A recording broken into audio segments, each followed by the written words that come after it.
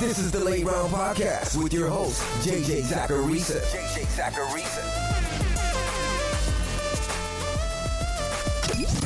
What's up, everyone? It's JJ Zacharisa, and this is episode 758 of the Late Round Fantasy Football Podcast, sponsored by FanDuel. Thanks for tuning in. Today's episode is a straightforward one. It's a rankings episode. I'm going to talk through my pre-draft top 12, so the first round of a single quarterback draft. And I'm going to give reason as to why I've got guys where I have them ranked. To make things a little bit more enjoyable, I'm going to ignore quarterbacks here and focus only on running backs, wide receivers, and tight ends. But I'll give you my pre-draft quarterback rankings at the end of the show. These rankings may sound different than the ones you've got in the prospect guide. And that's because a lot can change from early March until now. Whether it's me just doing more analysis or a player's stock rising and him potentially going higher in the draft.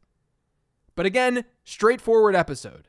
I'll go one by one, and hopefully you walk away feeling a little bit more comfortable about the higher end players in this year's class.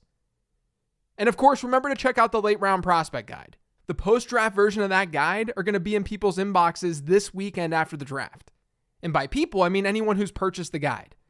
If you get the pre-draft version, you'll also get the post-draft version. I've talked about it enough on here, so you get it by now. Check it out over on lateround.com. My 101 is Bijan Robinson. I don't think this is a surprise. It hasn't changed since the beginning of the offseason. Robinson played alongside another NFL caliber running back in Roschon Johnson, and he's still balled out. He's one of 4 running backs in this year's class with a best season total yards per team play rate above 2.1. And of those players, he's got by far the best size at 5'11", 215 pounds. He may not be the same type of athlete as someone like Saquon Barkley was coming out, but Robinson is the truth. And at the moment, he's my 101 in all formats. Not only could you get really, really good production here in year 1, but chances are he's going to retain value year over year. If he goes in the top 10, Robinson will be a 98th to 99th percentile prospect in my model. He's elite. Jaxon Smith-Njigba is in a tier of his own for me after Bijan Robinson. There are reasons why I think that you may be able to include one other player in this tier, and I'll get to that in a second, but let's focus on JSN. He's got the second best top season yards per team pass attempt rate in this class, and he broke out big time as a sophomore while playing alongside 2 studs in Garrett Wilson and Chris Olave. Now, it's true that he ran about 89% of his routes from the slot that season while Wilson and Olave played on the outside. And I agree with last week's guest, Matt Harmon, in that JSN probably isn't as good of a prospect as Wilson and Olave were. He's at least got a comparable score in my model. He's not superior. And if he goes later than expected, he'll definitely look worse. With that being said, he's a very, very good wide receiver prospect. If we assume that he goes in the top 20 of this year's draft, he'll join 4 wide receivers who check the following criteria. They're early declares, so they left school early. They broke out before turning 20 years old. And they had a best season yards per team pass attempt rate of 3.2 or better. Those 4 wideouts are Amari Cooper, Sammy Watkins, Odell Beckham, and CeeDee Lamb. That's not bad company. I've said this time and time again on this show and on other shows that I've done this offseason. But if a team spends up to get JSN, they're not going to view him solely as a slot player. He may not win the same way on the outside as he will in the slot. But we've seen plenty of fantasy success from players who play a large percentage of their snaps from the slot. It's fine if he's there a whole lot. So to me, JSN is a very good bet. There's a decent chance he's the only wide receiver from this draft class who's above the 95th percentile in the model, which is an arbitrary cutoff for super favorable outlooks. The pre-draft prospect guide was launched in early March right after the combine. And like I said, since then, things have changed a little. One change that's been made is that instead of Jordan Addison ranking ahead of Jahmyr Gibbs, I've now got Gibbs ahead of Addison. I'm probably a little bit less hyped about Gibbs than the average fantasy analyst. Not because I think that he's going to have a bad career, but I have a hard time with his ceiling, or him becoming a consistent top 6 projected running back in fantasy. There's been a ton of talk about running back size this offseason because we've got some talented backs in this class who are smaller. Gibbs is the one who's most interesting to me because he's not this obvious small player. Deuce Vaughn is small. Devon Achane, he's small. With Gibbs, you can make arguments on either side, which is why this is so fun. Now, I did research on this topic looking back to 2011, and I did find correlation between running back weight and fantasy success. Running back weight is also an input in my model, so I'd hope that there was some association there. But I sent a newsletter blast about this one day, and I want to bring some of that data up today because I think it's important. One of the common pushbacks about Gibbs' size is that we just don't have a ton of talented running backs this small in the first place. In other words, not many small backs go this early in the NFL draft, and we're expecting him to go early. We're expecting him to go maybe late round 1, early round 2. And that's true. It's not enough to just say, hey, bigger running backs perform better than smaller ones in fantasy football. Because bigger running backs are getting drafted earlier and are generally more talented. But you can normalize things. You can even things out. And I did that this offseason. I looked at all running backs drafted from pick 33 to 100 since 2011. So these are all day 2 running backs. None of those backs were below 190 pounds. But we've had a few guys in that 190 to 199 pound range. And Gibbs weighed in at 199. And we have 15 guys who went in that area of the draft who were between 200 and 209. People seem to think that 200 pounds is some cutoff that a running back should hit in order to be reliable in fantasy.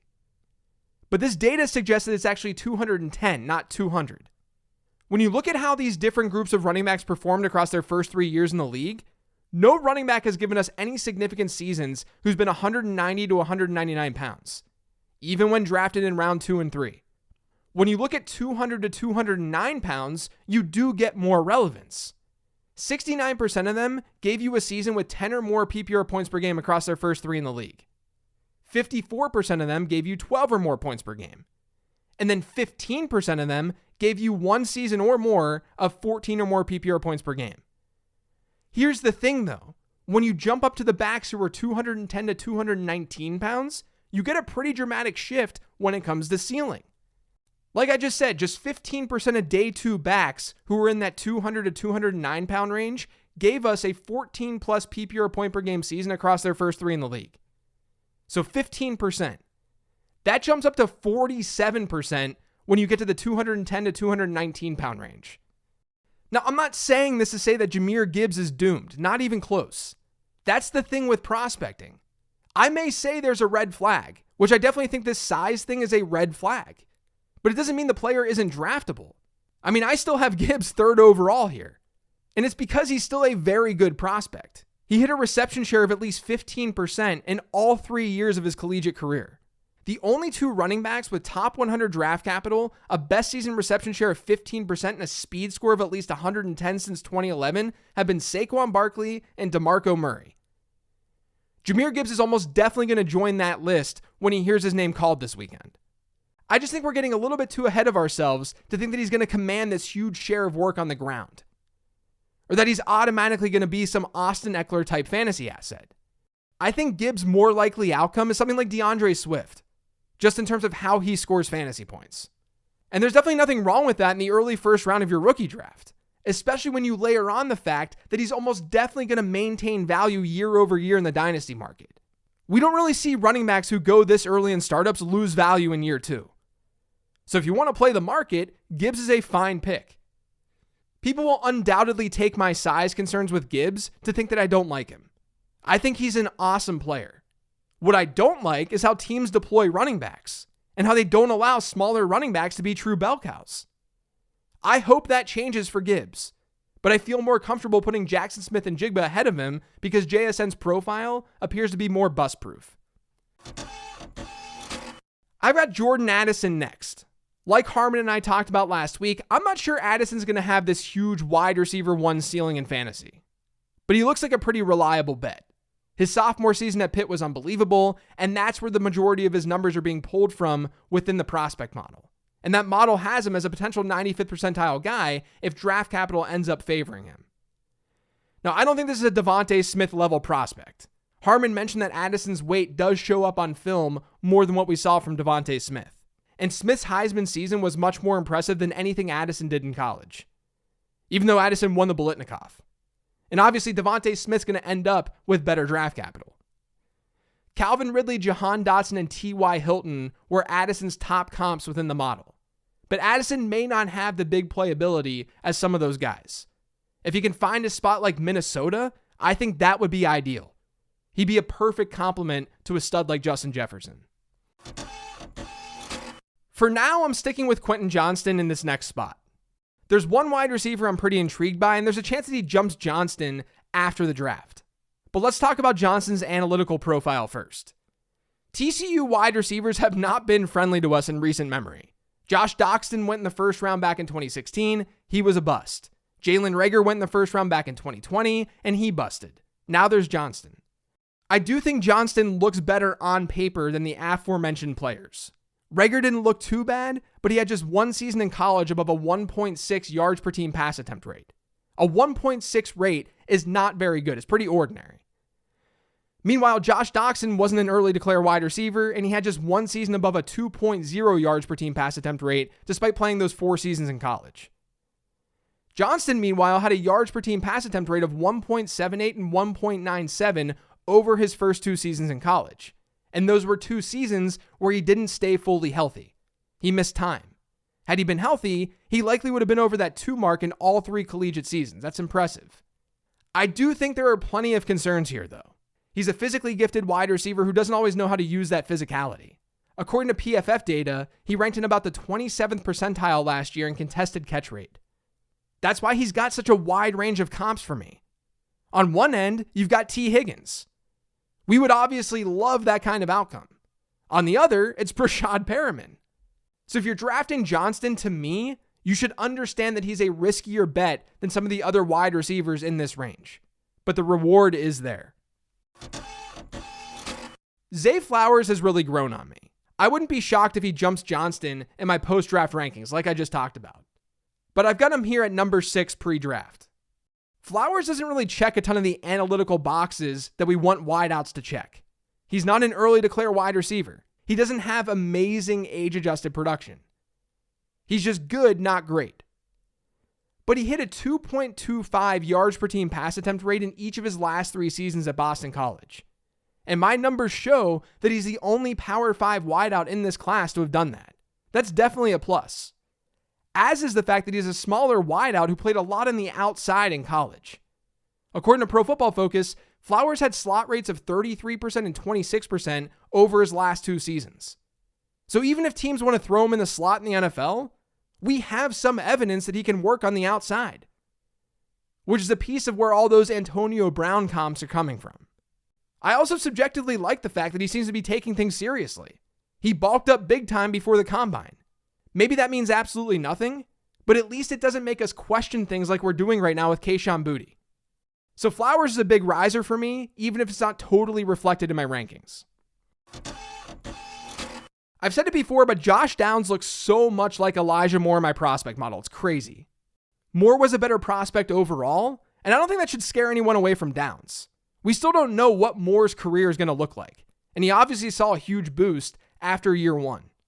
But Downs is the single best season yards per team pass attempt rate in this class, and he should be able to play the slot right away. The hope is that just like Elijah Moore, he's able to do more than that. He's able to play the perimeter a little bit. During his 3 years in college, Downs ran 83, 95, and 87% of his routes from the slot. That's according to PFF. Elijah Moore was at 80, 98, and 99%. They're both early declares. Both had crazy top season production, and both could go in a similar part of the draft. We saw Moore look great on the outside, on the perimeter in year 1. There's a chance that Downs surprises us and does the same. But at the very least, he could end up being one of the most productive slot players in this class. Next is Zach Charbonnet. He's someone who could very easily rise after the draft, but pre-draft, I always played a little bit more conservatively with running backs, especially with this class where draft capital projections are just all over the place. I've been pretty pro Charbonnet this offseason, though. He's got the standard build of a bell cow running back coming in at 214 pounds, and he has a receiving profile that we just don't always get from bigger-bodied backs. In fact, and this is in the prospect guide, but if Charbonnet goes in round 2, he'll join 4 running backs since 2011 with a best season reception share above 12% while weighing in at 210 plus pounds. Those 4 running backs are Le'Veon Bell, Joe Mixon, DeAndre Swift, and Daniel Thomas. That's not a bad group. And even if you extend that filter to the 3rd round, you get Kareem Hunt, Alvin Kamara, David Johnson, Charles Sims, DeMarco Murray, Zach Moss, Keyshawn Vaughn, Antonio Gibson, and Rachaad White. I know there were some busts in there, but for the 3rd round, that's a pretty incredible group to be part of. He may not be as exciting of a player as Jahmyr Gibbs, but he can get it done. Similar to someone like James Conner. Charbonnet has bell cow potential in the NFL. I've got Jalin Hyatt at number 9, and I don't know how I feel about it. He has one good collegiate season, and that's always frightening. He had fewer than 300 receiving yards in both 2020 and 2021, but this past year, Hyatt caught 67 passes for 1,267 yards and 15 scores. That resulted in a yards per team pass attempt rate of 3. He hadn't even hit 1 within that metric across his first 2 seasons. This is why my model saw Jameson Williams as a comp for Hyatt. You do nothing for 2 years and then bam, you get this monster season. The difference is that Jameson Williams was competing with legitimate studs at Ohio State. There's been decent competition at Tennessee, but not like what Williams was seeing. Another big question mark with Hyatt is that he's probably going to be asked to stretch the field on the outside in the NFL. But in 2022, he played 87% of his snaps from the slot, and that was the year that he blew up. He had a very limited route tree in that Tennessee offense. Teams are hypothetically falling in love with his speed and his big playability because that's there.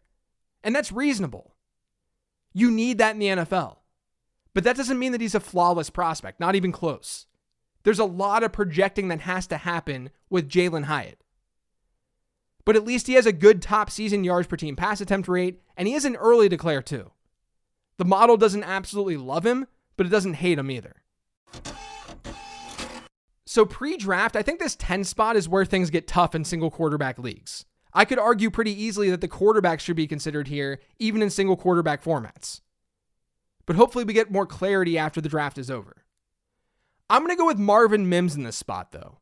I really like Mims, but like I talked about on the wide receiver episode last week, it feels like everyone loves Mims. So he's going to be pricier than anticipated in your rookie drafts. He's got a pretty good analytical profile, though. His size could be better, but that's not that big of a deal. He's an early declare who broke out before turning 19.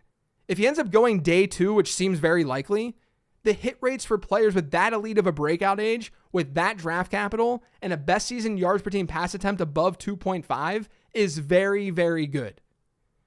Now, with that being said, his production was never super elite.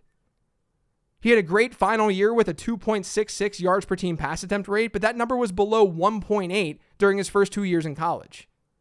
So he broke out early, but it's not like he had some JSN-like sophomore season. And he wasn't playing in the most competitive conference either. If Mims doesn't get a ton of hype in your specific league, he's going to be a great draft pick. Back on episode 751, I did a study on investing in rookie tight ends. If you want the TLDR, you probably shouldn't use a first-round pick on a tight end in your rookie draft. And I'd argue that you should stay away from them largely in the second round too, because of how they appreciate from year 1 to year 2. Once round 3 hits, it's a lot more reasonable. You're throwing darts at running back and wide receiver there more so than you do in the first 2 rounds. So hit rates are just horrible all over the place. What that means is that I'll likely not have a ton of Michael Mayer in my dynasty squads, unless something crazy happens in the draft. But here we are before the draft, and there's so much up in the air. One thing that seems pretty consistent, though, is that Mayer is going to get good draft capital. And he's a great tight end prospect. I don't think that he's like a George Kittle or a Mark Andrews type. Both of those guys had better speed scores than Mayer had. And my yet-to-be-published tight end model liked those guys more entering the league because of that athleticism. But he looks a lot like a Zach Ertz type player, or a Jason Witten. A very solid all-around tight end who's got a very real chance to be a high-end tight end 1 in fantasy football. And he could be an elite one when he has those spike seasons from a volume perspective. This is a really good tight end class. I know everyone's saying it, but this new tight end model that I'm working with really, really loves this class. It's the best one that we've seen since at least 2015, which is where the model dates back to. You could definitely make an argument for a couple of other guys in this top tight end spot. But I'll worry about shifting guys around more post-draft. Mayer is the safest bet right now. And once we get more clarity with running backs, he'll likely fall down my rankings post-draft, just an FYI. Now, I could go with another one of those tight ends with this last spot that I'm going to talk about today, but I'm going to talk Tank Bigsby here. I'm officially rolling with Bigsby as my RB4 pre-draft, largely because of Sean Tucker's medicals. But my prospect model really likes Bigsby. He's got an 85th percentile score pre-draft with a positive draft capital delta. And that's because he's a 210-pound running back who had a best season reception share in college of nearly 19%. The combination of 210 pounds and a 15+% reception share has yielded a lot of great hits historically. And one of those is DeMarco Murray, the player that Bigsby comped to best within the model. I think there's a little bit of worry about his athleticism, and he also wasn't uber efficient in college, but overall the profile looks really strong. So that's the top 12. To recap, it's Bijan Robinson, Jaxon Smith-Njigba, Jahmyr Gibbs, Jordan Addison, Quentin Johnston, Zay Flowers, Josh Downs, Zach Charbonnet, Jalen Hyatt, Marvin Mims, Michael Mayer, and then Tank Bigsby. As I said, I'd likely have quarterbacks in there pre-draft. And I do think that your quarterback approach pre-draft should look a little bit different in superflex leagues versus single quarterback ones. In superflex, you tend to want safety or care about safety more than single quarterback leagues.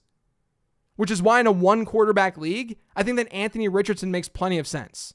He makes some sense in superflex too, but if you want to play it safer, Bryce Young seems to be the pick with this CJ Stroud stuff going on.